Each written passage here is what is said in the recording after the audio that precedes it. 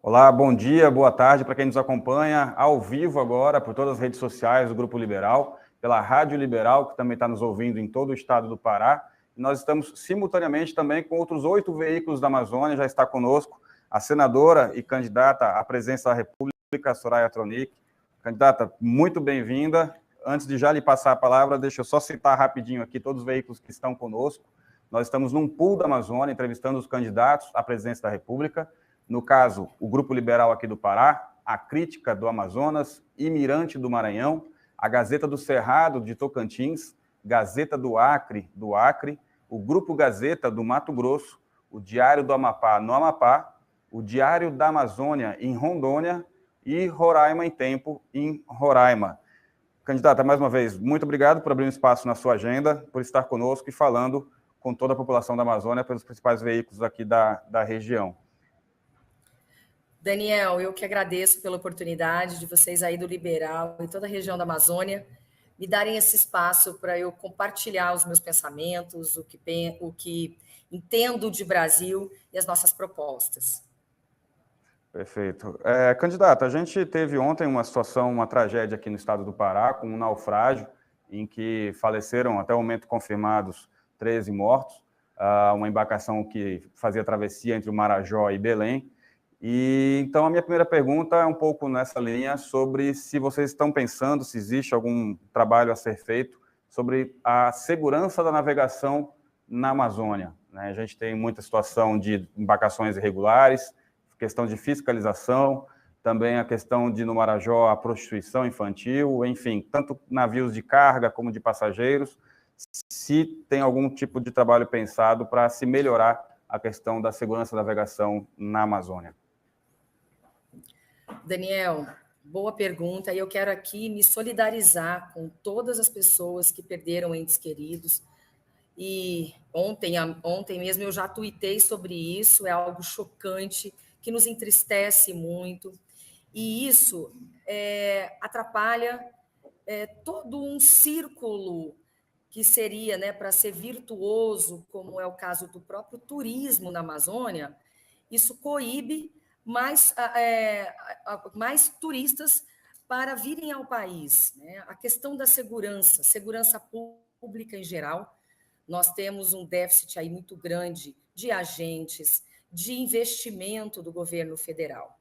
A questão da fiscalização de embarcações clandestinas é uma competência concorrente das unidades da federação, mas eu entendo que tem que haver, sim, uma união do governo federal com os estaduais para que possam realmente investir e se conscientizarem de que precisam fiscalizar a Amazônia como um todo, que a gente ainda vai falar de desmatamento, mas neste quesito, ontem nos mostrou a fragilidade, né, dessas embarcações, da clandestinidade, da ilegalidade que está patente não só na navegação da Amazônia, mas como a gente vê em outras questões também.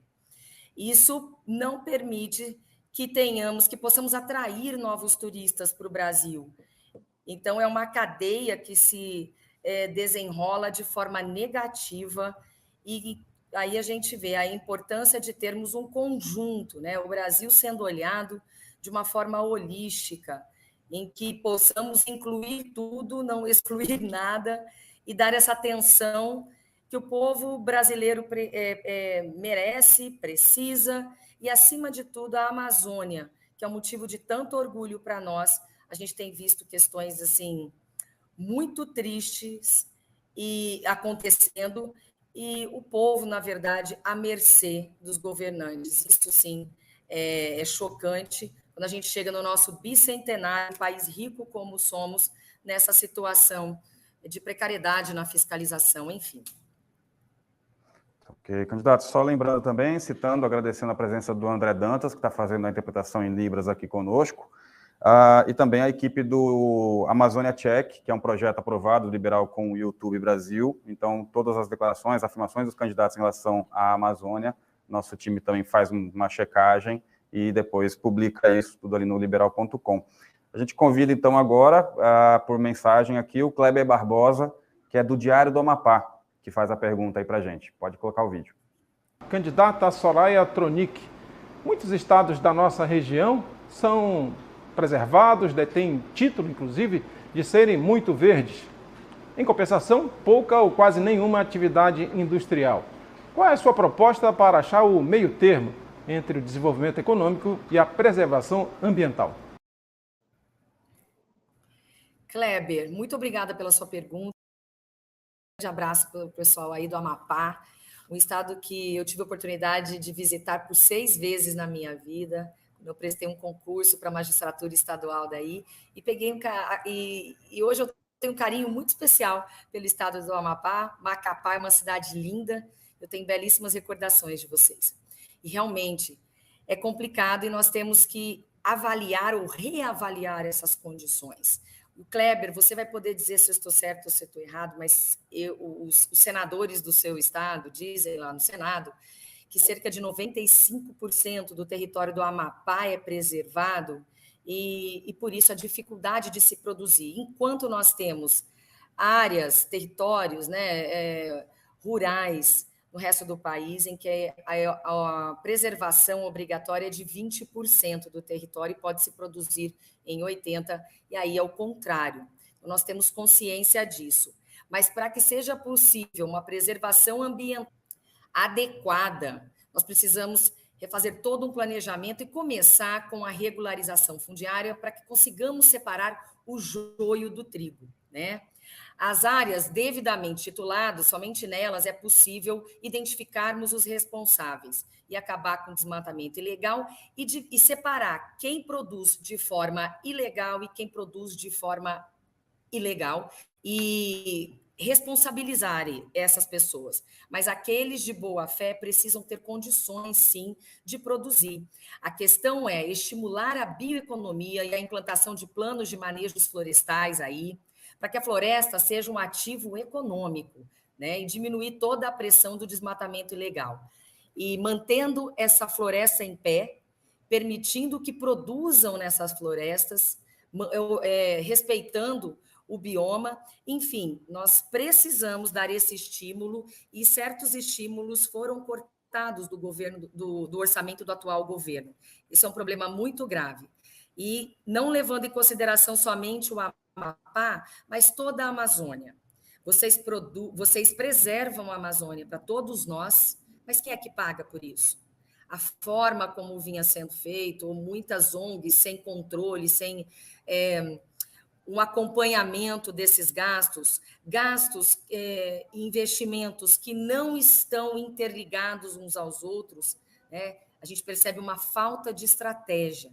Então, o que eu digo para você, investir na bioeconomia, no desenvolvimento sustentável, é o que nós pretendemos para a Amazônia, estimular isso, permitir que isso seja feito, e eu tenho certeza que nós cresceremos e essa região toda do nosso país vai se desenvolver porque merece e porque nós temos que ter esse olhar.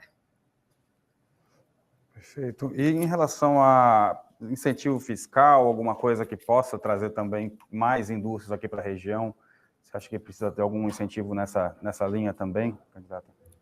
Claro, Daniel, esse estímulo tem que ser dado, só que de forma coordenada. A gente percebe que há uma falta de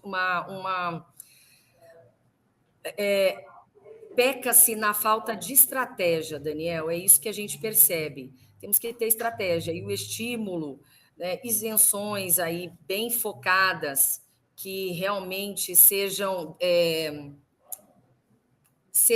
efetivas, é muito importante. Perfeito. A gente segue, então, aqui com agora o Ronaldo Rocha, do Imirante do Maranhão.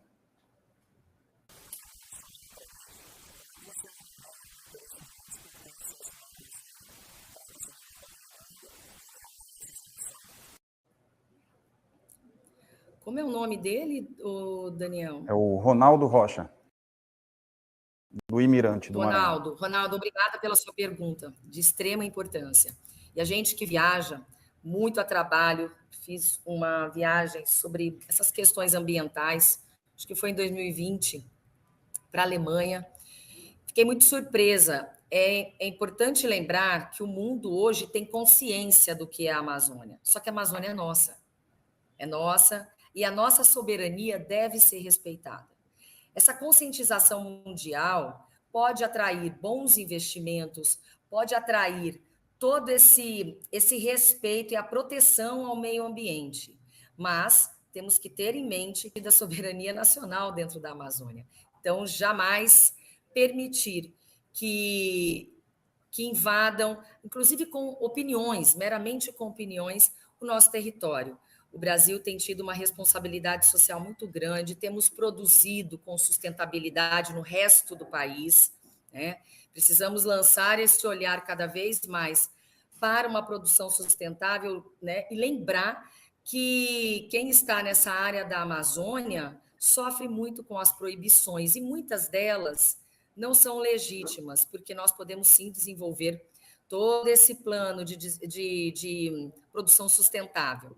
Mas aqui, respondendo especificamente para você, é importante porque podemos atrair investimentos internacionais, podemos ter tudo desde que consigamos dialogar, Robson, de forma adequada com o mundo estrangeiro.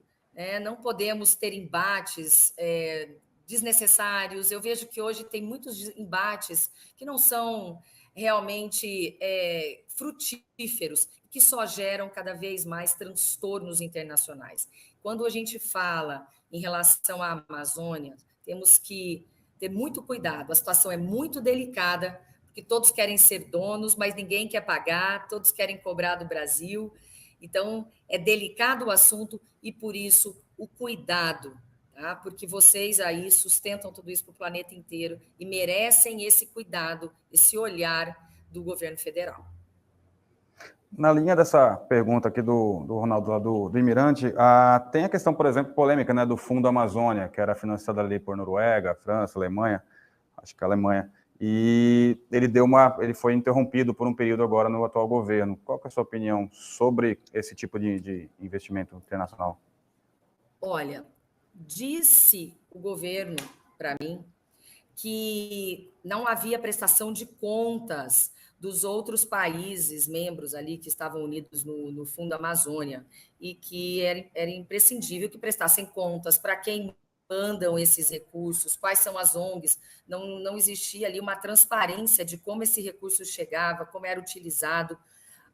Muitas ONGs fazendo um trabalho sério, outras não, apenas utilizando o dinheiro, então o recurso não chegava exatamente na ponta. Eu confesso para vocês que nós temos muita dificuldade em obter dados do governo federal em geral, tá? Em todas as pastas, e essa é uma delas. O assunto foi, até o momento, eu estive com o embaixador da Noruega, foi um assunto bem pesado, assim, uma reunião bem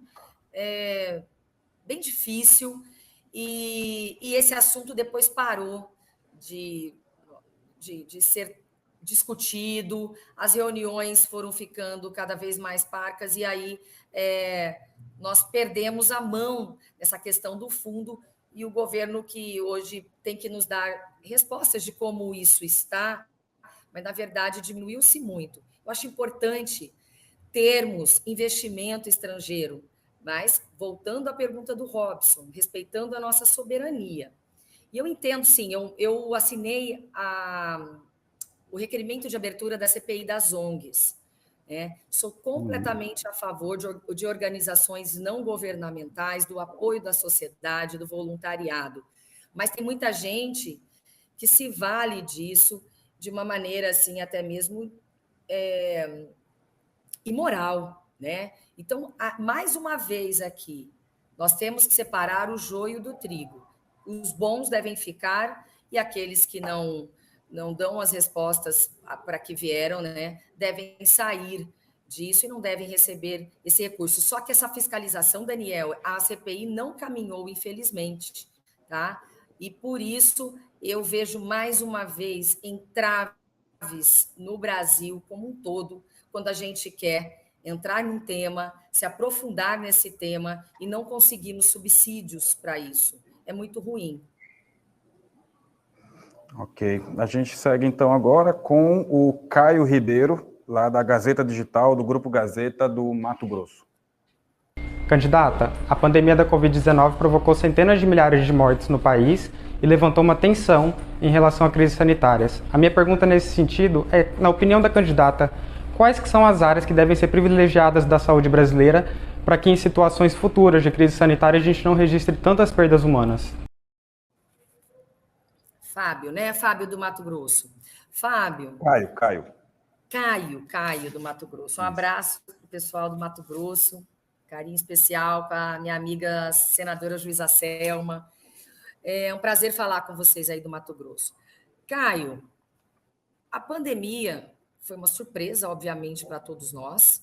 No momento inicial, nós conseguimos fazer o que era possível, no mínimo, um distanciamento físico. E depois a ciência nos mostrou, Caio, né, mais uma vez, provou para que a sua importância. Desenvolveu rapidamente vacinas e nós conseguimos, aos poucos, sair, e até hoje temos problemas ainda, mas estamos saindo, graças a Deus, dessa pandemia, que foi um caos no mundo inteiro e um caos maior ainda no Brasil e por conta da questão de Manaus. É óbvio que o investimento em ciência e tecnologia nos prova que isso dá frutos. E as vacinas vieram para nos mostrar isso mais uma vez. Então, a minha gratidão eterna. Infelizmente, o governo federal atrasou, desestimulou as vacinas. E pior do que isso, Caio, né? Nós não temos informações de que vacinas mataram, mas parecia que tinha gente que corria atrás de um defunto, né, que teria morrido pela vacina. Isso é muito triste, muito triste. Nós aí estamos salvos, a maioria, por conta das vacinas. Mas, passando esse período, o que nós percebemos?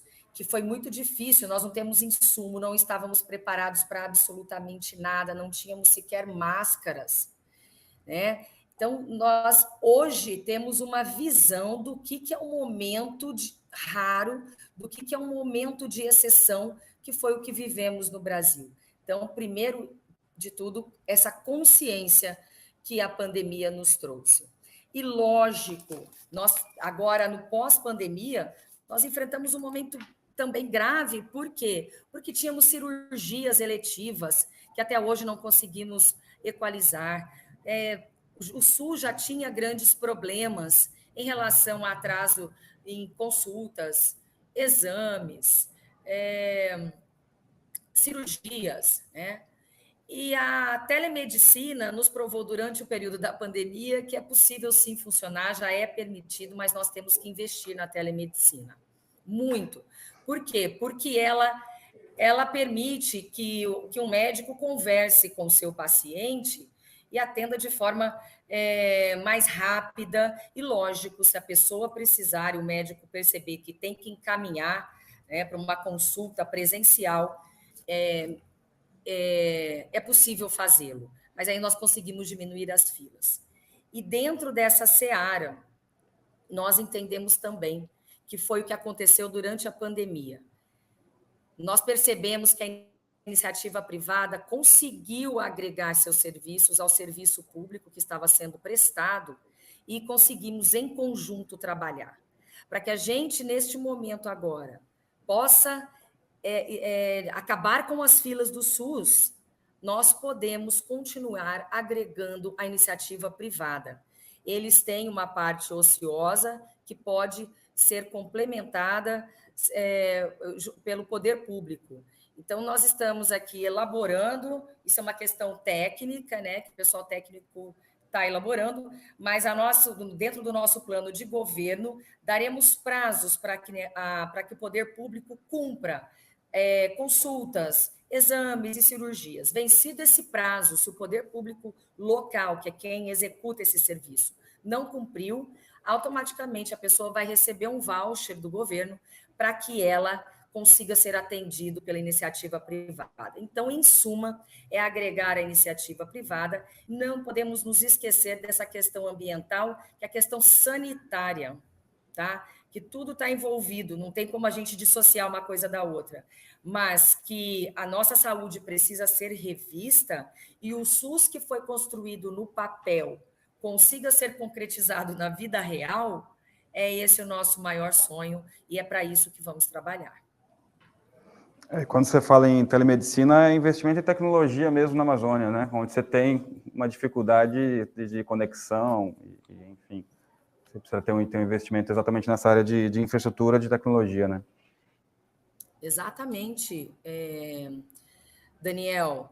E o investimento na ciência e na tecnologia, me perdoe, eu estou afônica hoje, na ciência e tecnologia tem sido cortado todos os anos. E é isso que tem nos salvado, é isso que tem permitido que o Brasil avance, inclusive no desenvolvimento sustentável, que é o que a gente está falando tanto agora, para que a gente consiga trazer isso para dentro da Amazônia, mantendo a floresta em pé, mas levando prosperidade para a população. Mas com esses cortes no orçamento, que a gente também não entende para onde que foi realocado, às vezes realocam em questões, em pastas que não são tão importantes nesse momento crítico do país, isso nos deixa profundamente preocupados. Ok, candidata Soraya, a gente segue agora então com a Maju Cotrim, lá da Gazeta do Cerrado, de Tocantins. Candidata Soraya Tronic, para muitos especialistas, o grande desafio logístico na Amazônia é desenvolver ao máximo o potencial hidroviário, utilizando os modais ferroviário e rodoviário para interligar as principais hidrovias e a região ao resto do país. O que você pensa para a região, para o avanço da infraestrutura de logística e como fazer isso sem prejudicar o meio ambiente? Maju, muito obrigada. Um abraço para o pessoal aí de Tocantins. Maju, é o seguinte, nós temos uma pessoa que é craque em desenvolvimento sustentável, que dialoga entre agro e meio ambiente, que é uma escritora famosíssima, Samantha Pineda, que está trabalhando no nosso projeto de governo. E a Samantha trouxe dados bastante interessantes para nós, e dados que eu acredito até que tenham sido mascarados anteriormente, porque eram questões para as quais eu não havia me atentado. E eu venho colocando isso para as pessoas. A Samantha diz o seguinte, que nós nunca tivemos no Brasil, desde 2500, desde o descobrimento, um planejamento no nosso território. Precisamos planejar o nosso território. Vão fazendo coisas assim que não enxergam o Brasil como um todo. Então, vão desenvolvendo de forma aleatória. E uma delas foi a criação de inúmeras áreas e unidades de conservação na região amazônica. E dizem esses estudos mais modernos, que analisam isso hoje, dizem que algumas áreas dessas são necessárias e outras não. Outras que não foram feitas de forma adequada. E é por isso que nós precisamos ter a coragem de fazer um rearranjo logístico sustentável dentro da Amazônia, traçando outras rotas logísticas e modais que possam trazer mais efetividade e um menor impacto ambiental. Isso é importante deixar claro, nós precisamos reorganizar o planejamento estratégico do país. Isso, para mim, é bastante novo, porque eu imaginei que isso tivesse sido feito dentro de um parâmetro holístico, olhar o Brasil como um todo e também olhar toda a região amazônica como um todo. É possível melhorarmos tudo isso para causar menos impacto, para causar maior economia, enfim, é uma série de coisas, mas o que eu achei mais interessante das palavras da Samantha foi coragem. Coragem para fazer o que tem que ser feito e para mudar as coisas. O Brasil que pensamos hoje, que pensamos anteriormente, para o Brasil que enxergamos hoje. Um exemplo que a gente pode citar quando fala em logística, unidade de conservação, é o embate que existe ali na Ferrogrão, que ligaria o estado vizinho do Mato Grosso do Sul, Mato Grosso, ao Pará, para escoar a produção de grãos e mineração. Como que o governo pode liderar esse processo para dar um avanço na área de infraestrutura, considerando que você tem IBAMA, que você tem FUNAI, que você tem unidade de conservação, tem, enfim, uma discussão bem ampla que, no caso da Ferrogrão hoje, está no STF, por exemplo. é difícil, né? Primeiro, eu acho que falta diálogo, falta compreensão do que se pensa e termos projetos, Daniel, de Estado e não projetos de governo. Conscientizar as pessoas e principalmente a população, mostrar à população qual que é o nosso planejamento, porque a gente vê que a população não participa. O instrumento do plebiscito, acho muito interessante, a gente usa pouco, porque isso envolve a população nas decisões, e quando você toma decisões, até mesmo impopulares, mas necessárias, a população abraça. Eu moro no Mato Grosso do Sul, e você acabou de dizer, nós temos uma posição geográfica muito privilegiada em relação à logística, porque nós estamos no centro do país, no centro da América Latina, fazemos divisa com 5 estados e temos fronteira com 2 países. E somos ali a logística da ilegalidade. Tráfico de drogas e armas entram ali pelo Mato Grosso do Sul para abastecer grande parte do nosso país. E aí a gente vê que não ter uma infraestrutura adequada permite que isso aconteça, porque são estradas vicinais, sem investimento nas áreas de fronteira, enfim. O Mato Grosso do Sul tem condição de distribuir para o Brasil inteiro de forma até mais barata, mas como a gente não tem condições de infraestrutura suficientes, e às vezes a gente coloca toda a carga nas rodovias, quando já deveríamos ter investido nas ferrovias. Realmente tem um projeto caminhando, mas ainda muito lento. A questão da hidrovia no Mato Grosso do Sul, para você ter uma ideia, se utilizarmos o Rio Paraguai, os carros que adquirimos da Argentina, por exemplo, que vêm pelo Porto de Santos, se viessem pelo Mato Grosso do Sul, teriam 73% de economia na logística. São questões de não se pensar Brasil, sabe? Investimentos olhando o todo e não para certos lugares, para currais eleitorais, coisas desse tipo. Ok, candidato, a gente segue agora com o Jefferson Ramos, que é da Crítica do Amazonas. Qual vai ser a sua política para manter a integridade do território dos povos indígenas da Amazônia? A senhora se compromete em devolver autonomia e dotação orçamentária para órgãos ambientais, e eu me refiro ao ICMBio e também ao IBAMA. Sim, claro. Esses órgãos são de extrema importância para que ajude o governo federal a trabalhar. E a gente fica numa situação que não consegue sequer, Jefferson.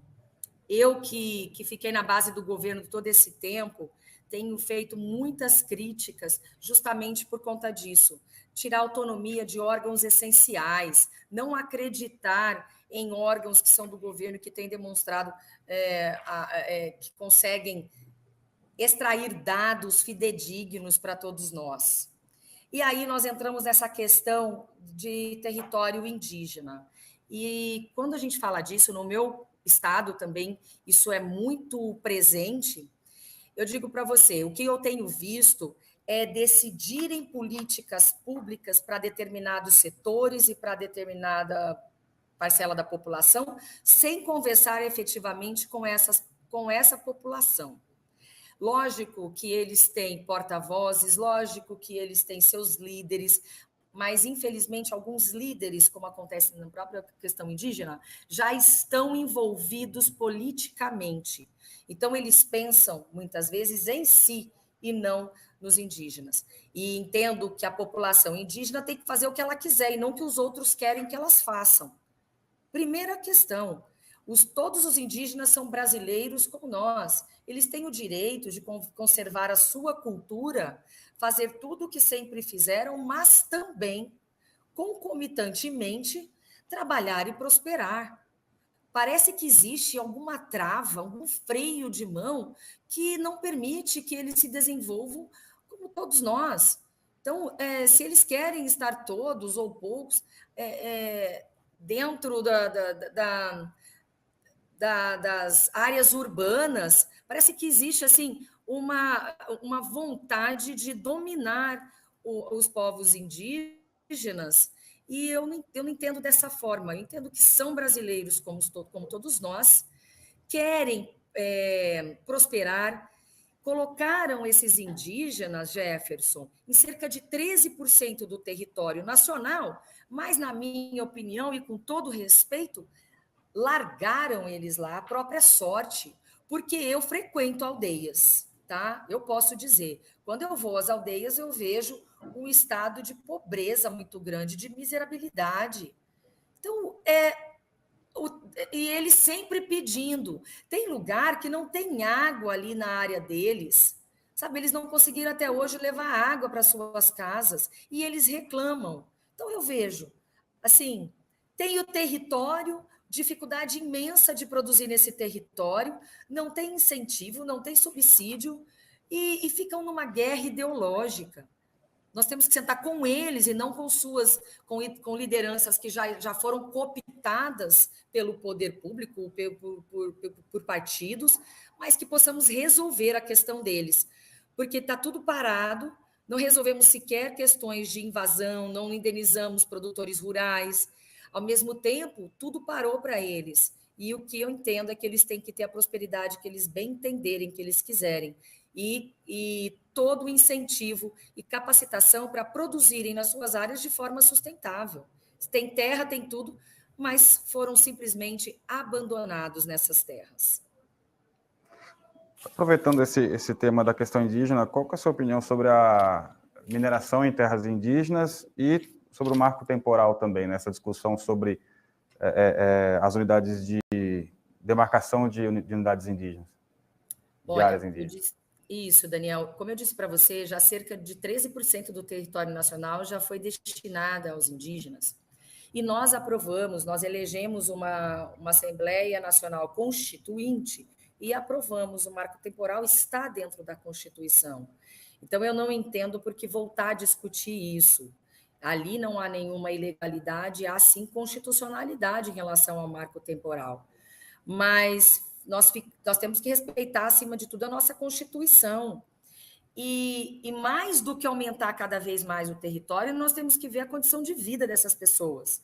E por isso, temos que acompanhá-los no desenvolvimento deles, para que eles possam produzir ali nas suas terras de forma sustentável, legalizada e que possam prosperar. Esse é o fundamental. Não adianta eles terem, a gente aumentar a demarcação de terras indígenas e essa parte da população continuar numa situação de miséria. É inaceitável isso não faz sentido. Isso é contraditório. Então, para que discutir isso se o que eles têm ali, eles não conseguem sequer prosperar ali dentro do que já têm? Então, é algo que nós precisamos sentar com bastante responsabilidade, tirar paixões ideológicas, sabe? Tirar siglas dos partidos dessa discussão e resolver o problema das pessoas.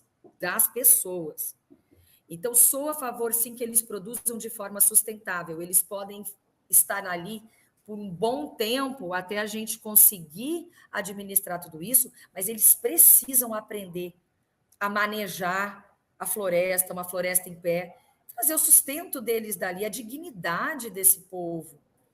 Meu Deus, por que tanto drama em relação a isso? É só ouvi-los e perguntar o que vocês querem.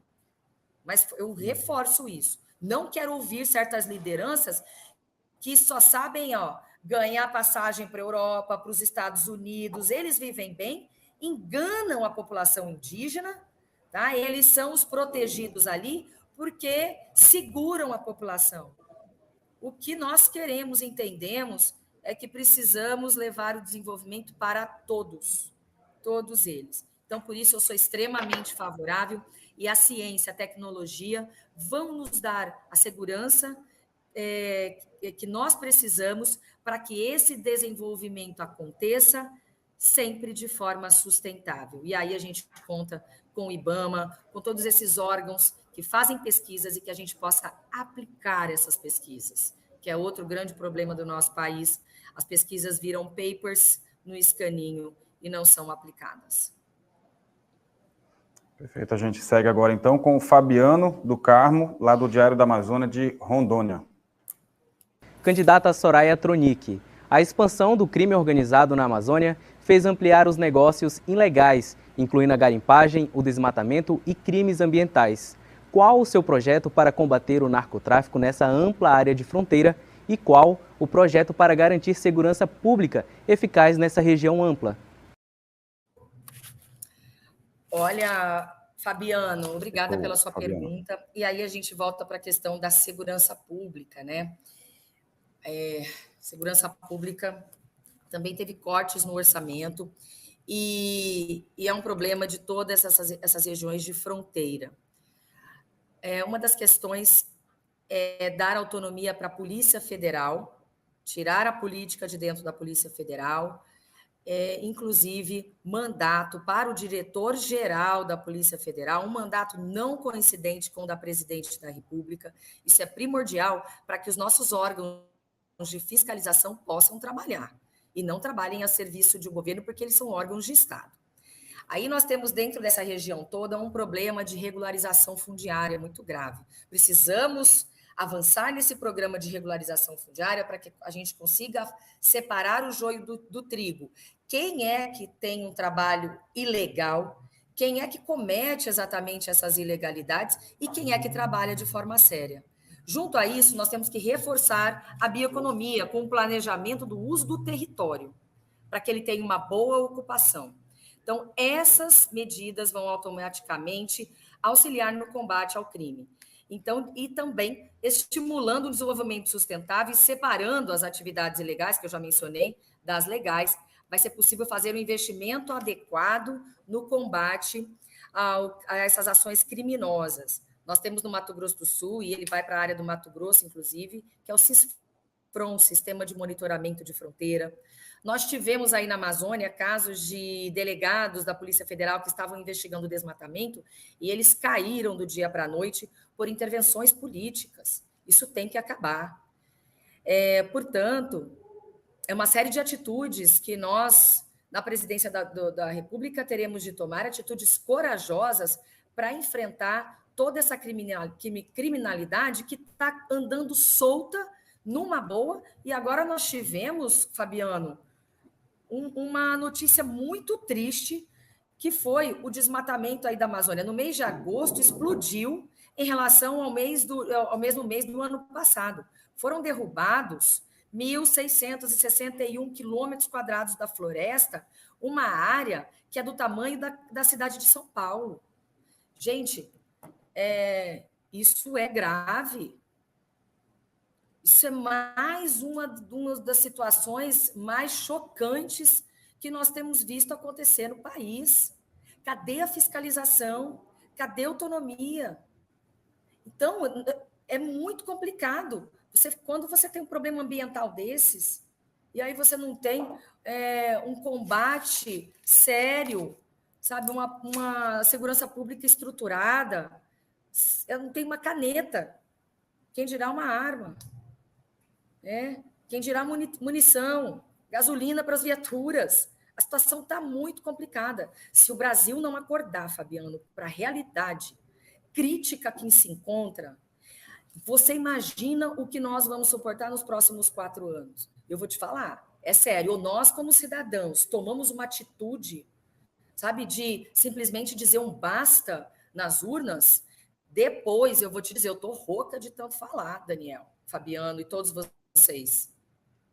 Eu estou passando a realidade, um compromisso aqui e uma radiografia que o país não costuma ver da boca de políticos.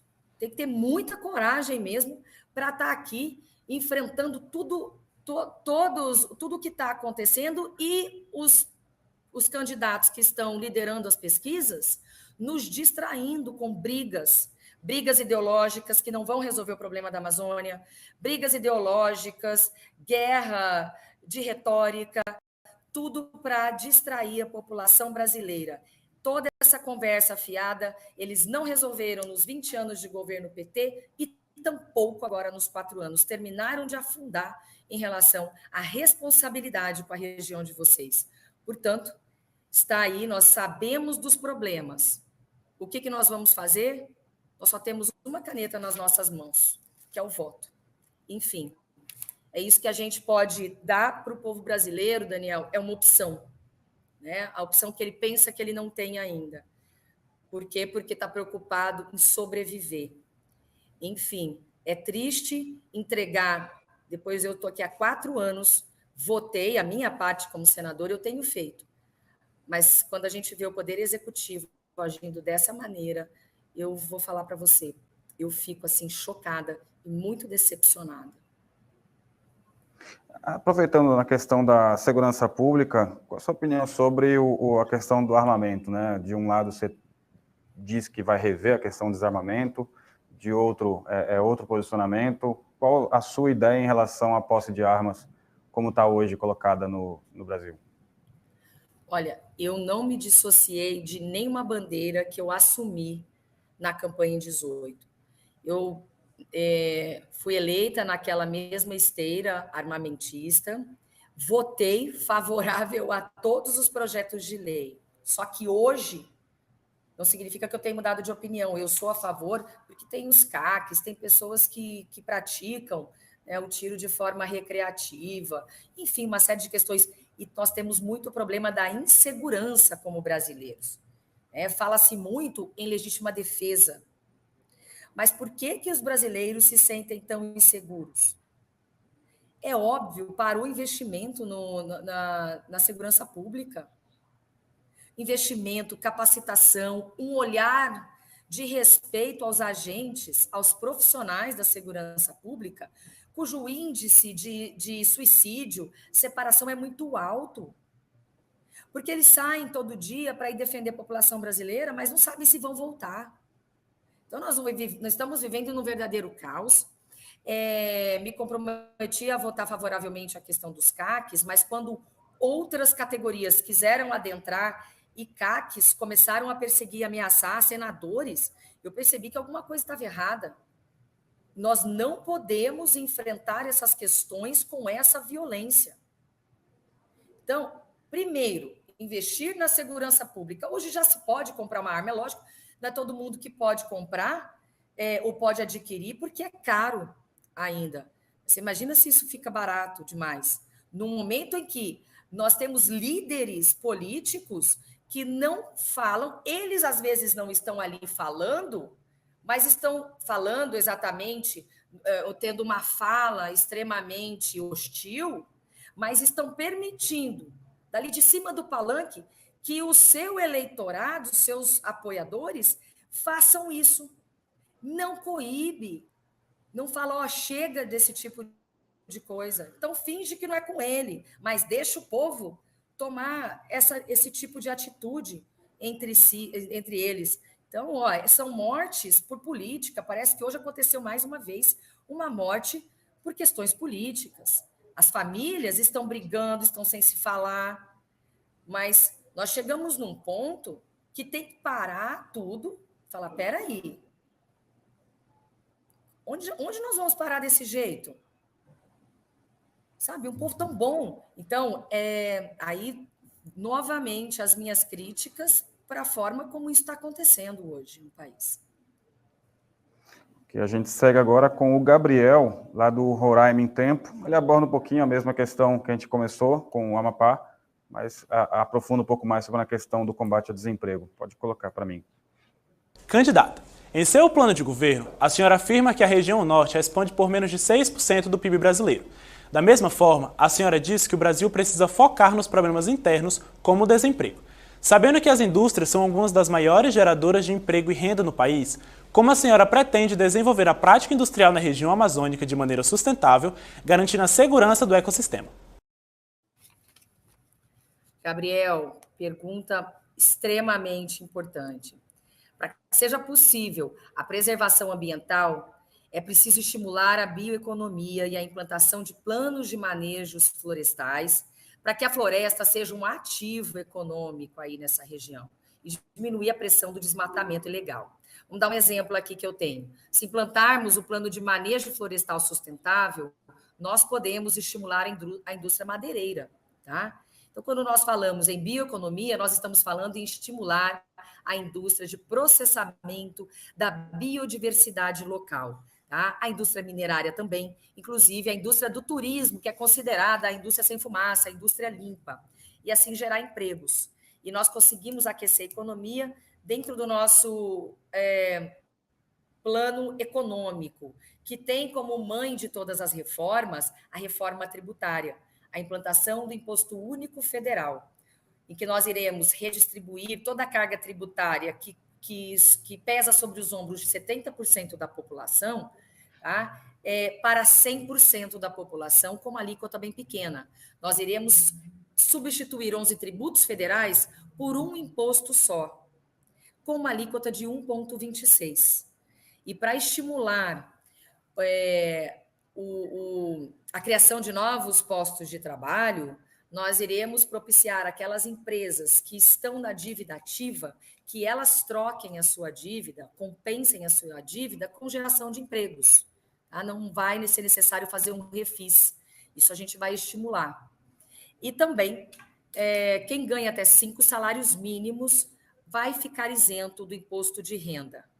E também toda a população não vai mais pagar a contribuição previdenciária, o INSS. E com isso, quem ganha até R$ 6.060 não vai mais ter aqueles descontos na folha do imposto de renda e do INSS. Esse dinheiro vai inteiro, o que ele recebe bruto, né? Hoje, agora ele vai inteiro líquido para o bolso do trabalhador.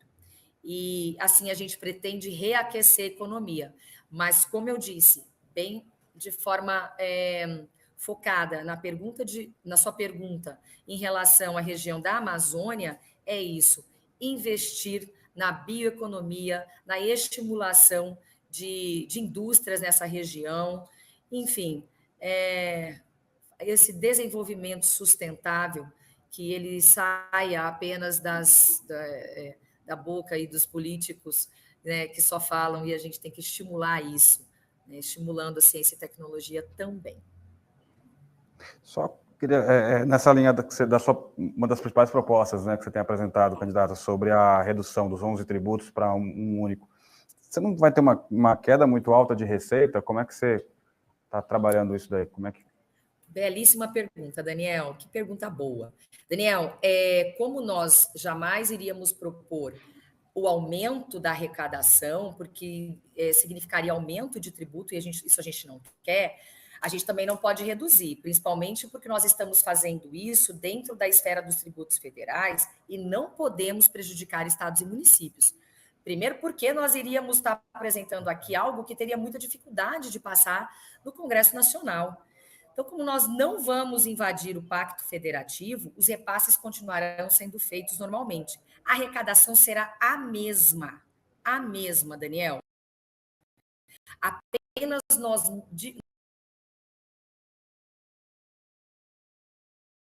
parcela da população que contribui.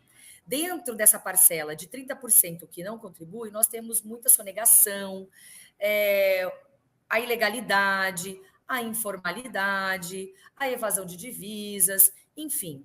Este imposto só, além de ser insonegável, é um imposto digital, é um imposto moderno, e não precisa ser declarado, ele não precisa declarar, ele é automático, então ele não é declarado. Mas, ao mesmo tempo, essa forma que nós encontramos desestimula a sonegação, porque ela é tão pequena, só que nós conseguimos pegar o mesmo montante que se arrecada hoje e redistribuir para a população.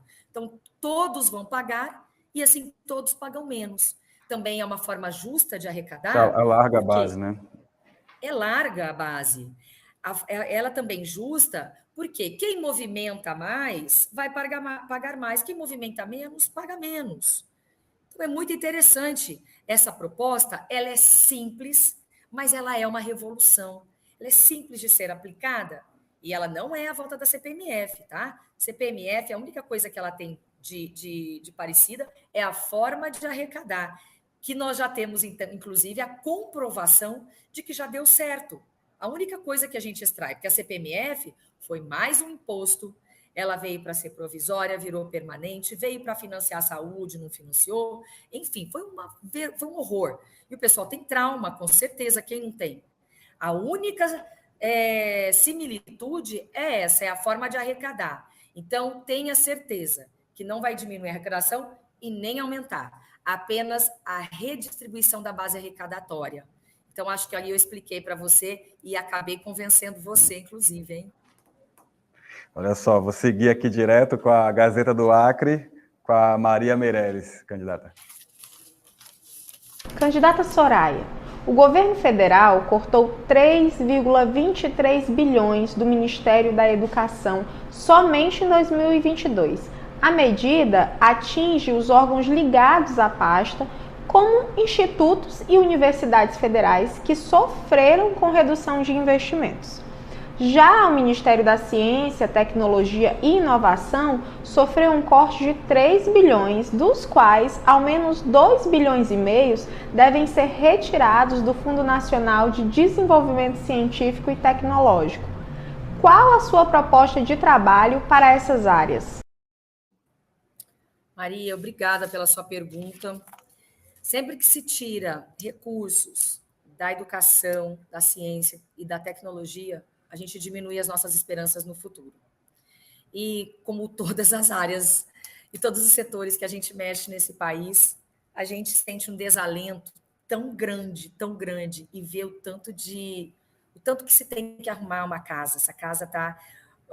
a nossa casa, o nosso país, o nosso Brasil, que tanto lutamos para construir, está em desalento total. E a educação é a mesma situação. Educação, ciência e tecnologia. A nossa proposta para a educação é muito vasta, perto do tempo que eu tenho aqui para falar com vocês. Mas, enfim, eu vou partir da primeira questão aqui. Primeiro, os professores. Os professores que até 1964 eram isentos do imposto de renda no nosso país. Eu não sei se vocês sabiam disso. Eu não sabia também. Foi uma novidade que eu aprendi agora. E quando nós tivemos a ideia de incluir no nosso plano de governo, e não está lá no papel, está agora porque nós fizemos as contas e já sabemos qual é o impacto disso no orçamento. Os professores no nosso governo serão isentos de imposto de renda, professores da rede pública e da rede privada de ensino. Tá? Primeiro, começar valorizando o professor, esse herói, que teve que ficar muitas vezes ali também na linha de frente do Covid, porque muitos enfrentaram, sim, a pandemia de uma outra forma, cuidando das crianças, inclusive, mas, ao mesmo tempo, tiveram as suas dificuldades. E as crianças, 90 milhões em 2019 estavam fora da escola. Agora, após a pandemia, o índice é de 240 milhões de crianças, 240 mil, perdão, volta lá, 90 mil crianças estavam fora das escolas, hoje 240 mil crianças. Então, é uma preocupação muito grande de como é que nós vamos resolver essa situação. Nós temos que conversar com os estados e os municípios para entender por que é que essas crianças não voltaram para a escola. Mas nós temos um projeto de agregar a iniciativa privada para que possa suprir esse déficit que nós temos. Então, as escolas que antes existiam continuam existindo, mas por quê que não foram estimuladas a voltar? O que é que está acontecendo? Esse diálogo que o governo federal tem muita dificuldade em fazer, dialogar, sabe? E conseguir juntos encontrarmos uma solução, porque quem executa a educação são os estados e municípios, na maior parte, ali na ponta, né?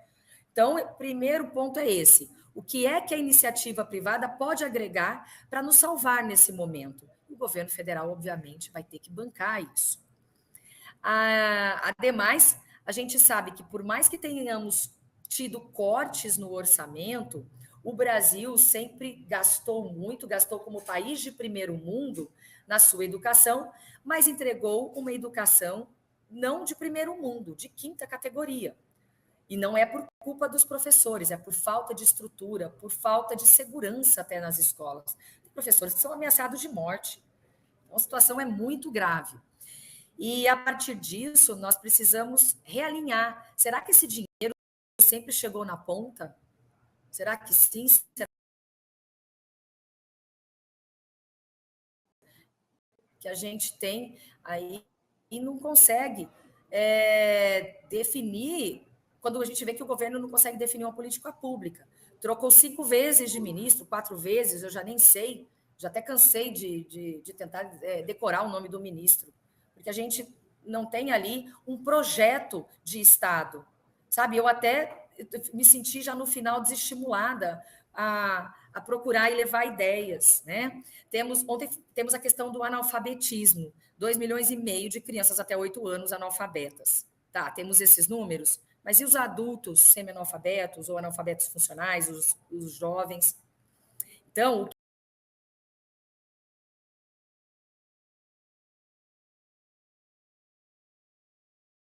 pedagógica autodidata para complementar o estudo dos brasileiros. E também, hoje, se fala muito, Daniel e Maria, em conectividade nas escolas, tablets, tudo. A gente entende. Porém, nós temos regiões que não têm banheiros nas escolas, não tem água, não tem merenda. Então, dentro desse projeto, incluir a EBC, que é a televisão estatal, para que leve conhecimento. A televisão que já pode fazer isso, porém de uma forma que estimule o aluno a estudar, com aulas show. Foi o que o presidente de Portugal, Daniel, fez com a televisão estatal.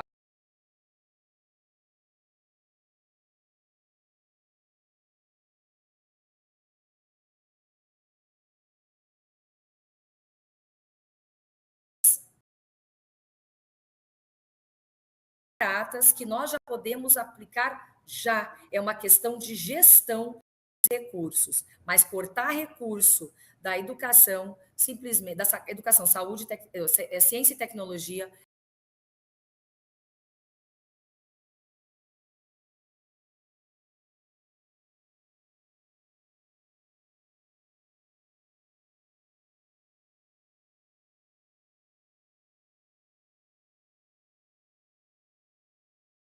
mais uma vez o respeito e atenção em participar dessa série de entrevistas propostas para a Amazônia, feita em mais 8.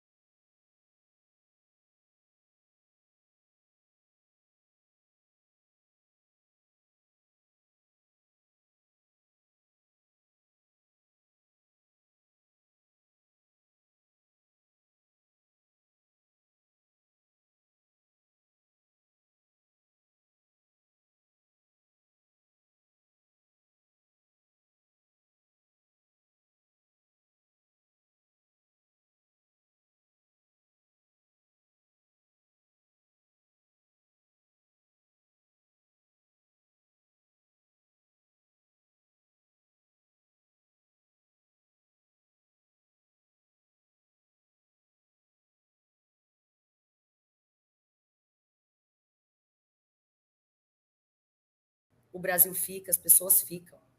Então, precisamos nos conscientizar primeiramente disso.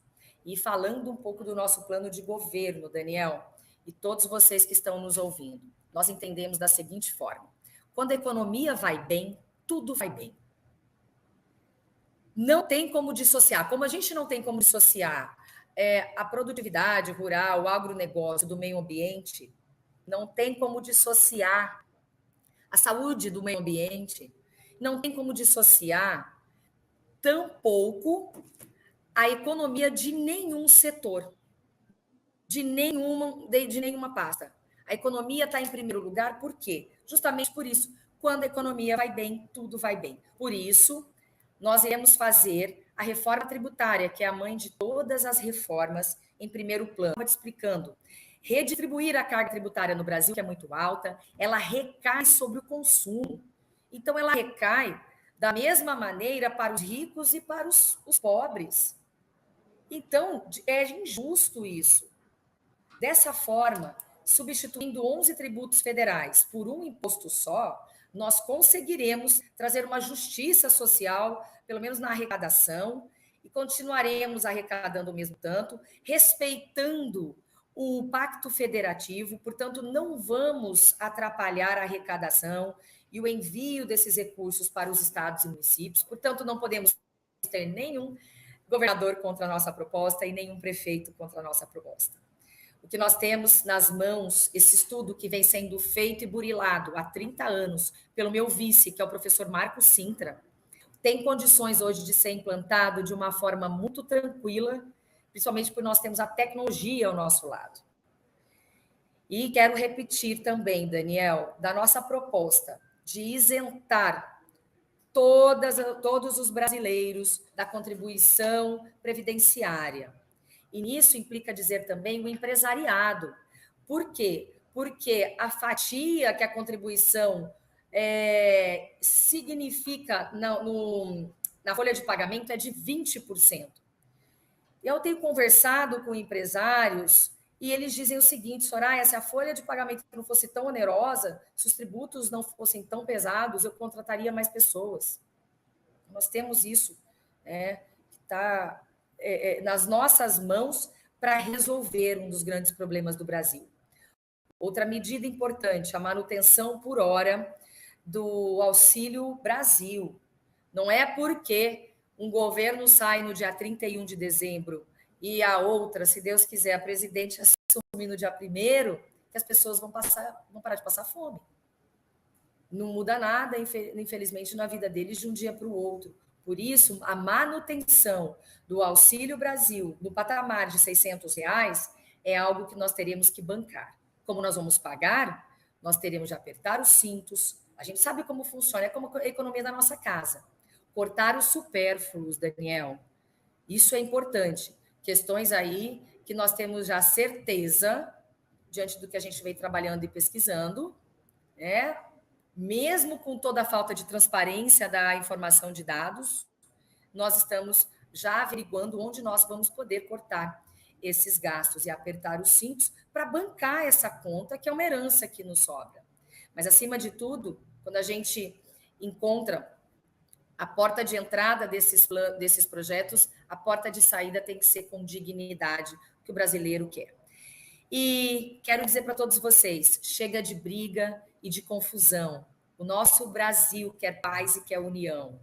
O Brasil quer alguém que cuide das pessoas. E nós precisamos cuidar das pessoas. Para cuidar das pessoas, nós temos que cuidar das contas. Por isso, a importância do apoio ao nosso projeto de governo, que é acabar com essa carga tributária absolutamente injusta. E nós temos um projeto de governo, Daniel, só para terminar aqui. Todos dizem, vou melhorar a saúde, educação e segurança pública. Ninguém aguenta mais ouvir isso.